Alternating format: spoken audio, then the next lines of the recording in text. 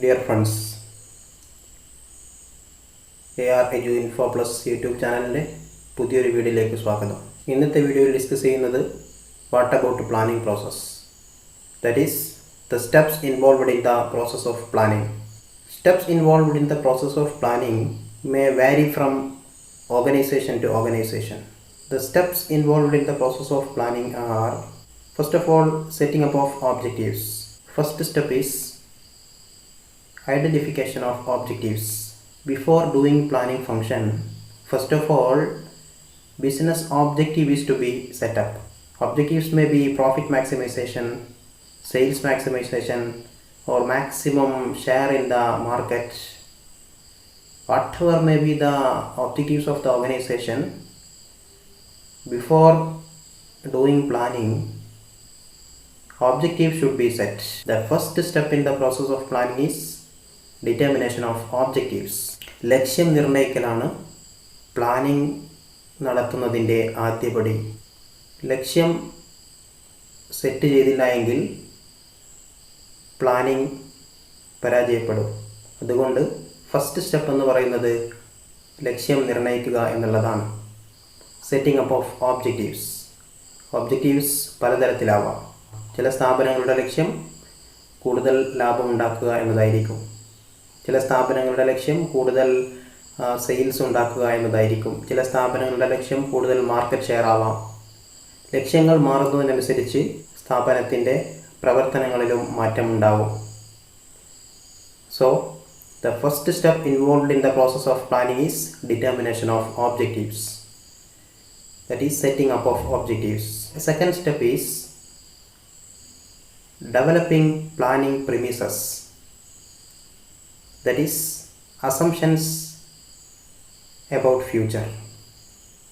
Estimation of future activities, future events. Systematic and logical estimation of the future factors affecting planning. That is planning premises. ഭാവിയിൽ സംഭവിച്ചേക്കാവുന്ന തടസ്സങ്ങളും സ്ഥാപനങ്ങളുടെ ആസൂത്രണത്തെ ബാധിക്കുന്ന ഘടകങ്ങളും മുൻകൂട്ടി കാണുകയും അവയെ പ്രതീക്ഷിക്കുകയും ചെയ്യുക. ഇതിനെയാണ് പ്ലാനിംഗ് പ്രിമിസസ് എന്നതുകൊണ്ട് അർത്ഥമാക്കുന്നത്. The next step is identification of various alternatives. ഒരു ലക്ഷ്യം നേടാൻ പല വഴികൾ ഉണ്ടാവാം എന്നതുകൊണ്ടാണ് പ്ലാനിംഗ് പ്രോസസ്സിലെ തേർഡ് സ്റ്റെപ്പായിട്ട് ഐഡൻറ്റിഫിക്കേഷൻ ഓഫ് ഓൾട്ടർനേറ്റീവ്സ് എന്ന് പറയപ്പെടുന്നത്. പല വഴികളിലൂടെ ലക്ഷ്യത്തിലേക്ക് എത്താൻ സാധിക്കും. So, the third step is identification of alternatives. A listing up of all available alternatives based on the planning premises and the organizational objectives. This is the third step involved in the process of planning.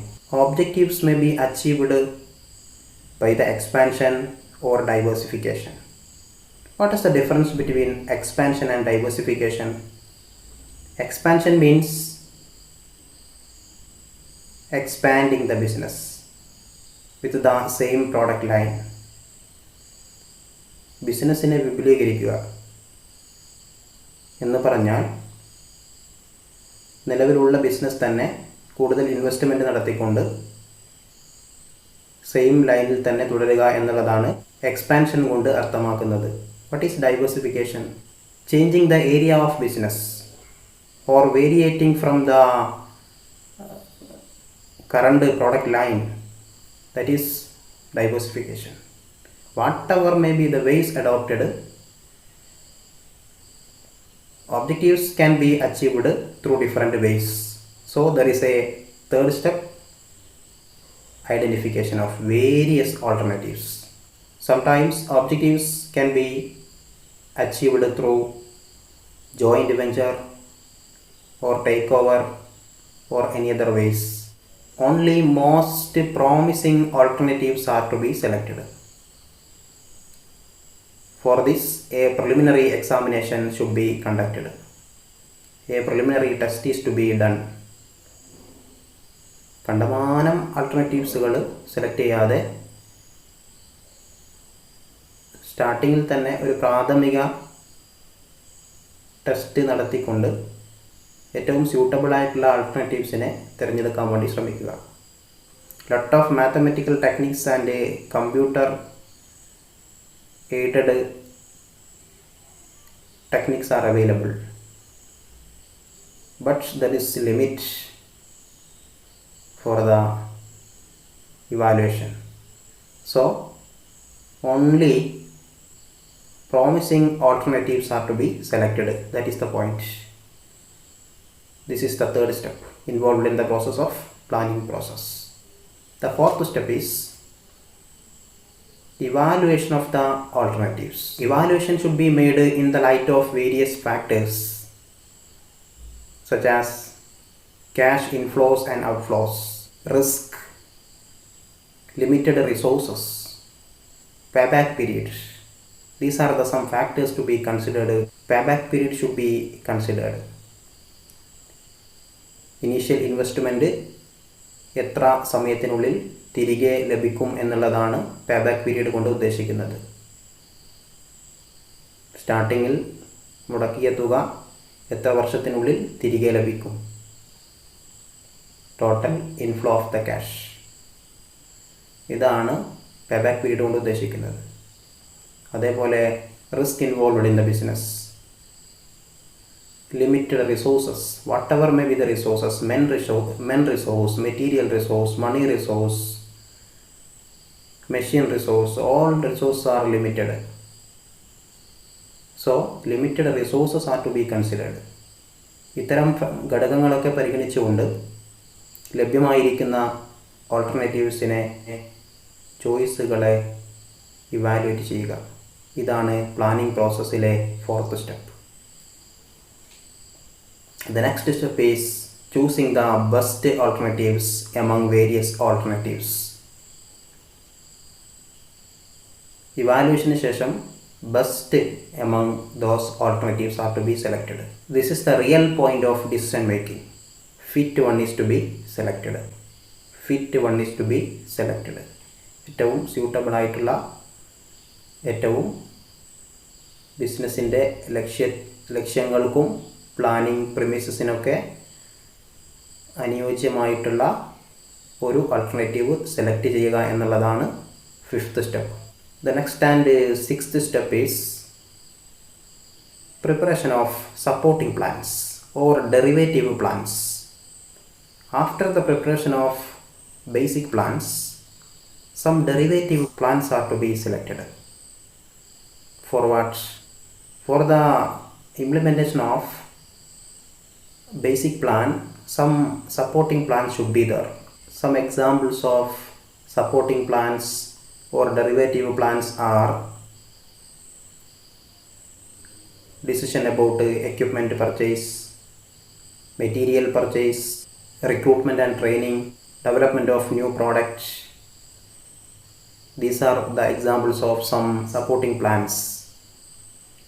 For the achievement of basic plan, some supporting plans should be there.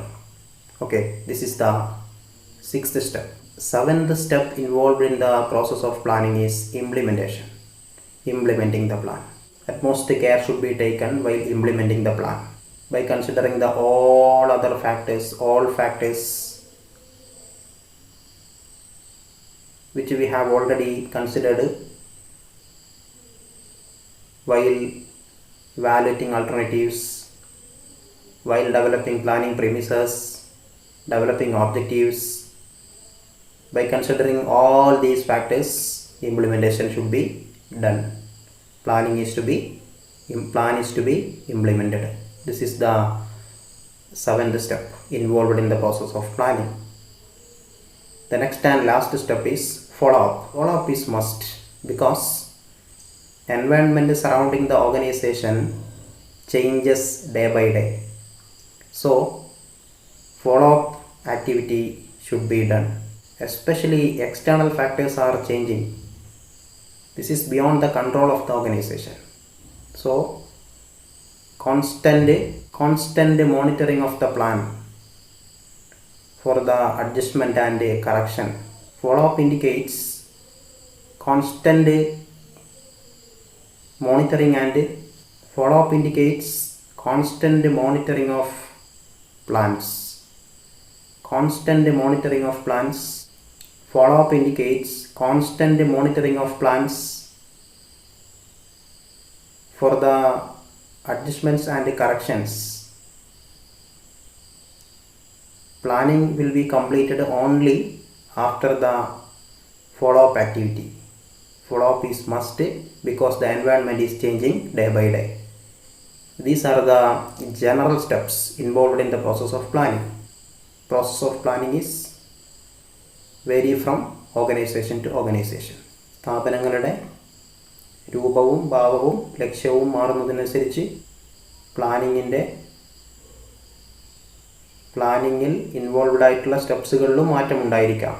എന്നാൽ generally adopted പൊതുവായിട്ടുള്ള common ആയിട്ടുള്ള സ്റ്റെപ്സുകളാണ് ഇവിടെ പറഞ്ഞിട്ടുള്ളത്.